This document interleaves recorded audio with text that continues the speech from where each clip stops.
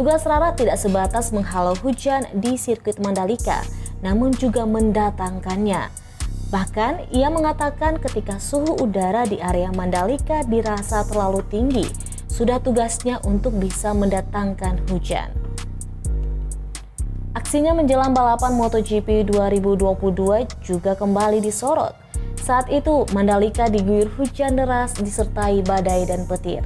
Pawang hujan tersebut lantas melakukan ritual dan berhasil diabadikan oleh akun resmi MotoGP.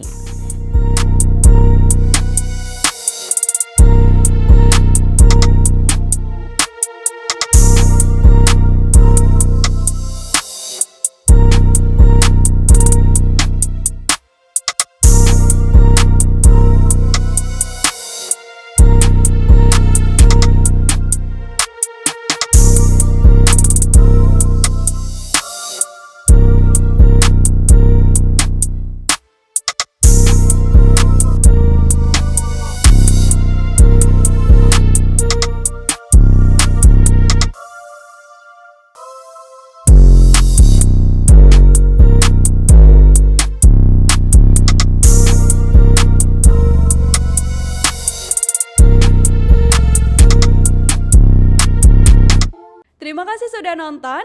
Jangan lupa like, subscribe, dan share ya.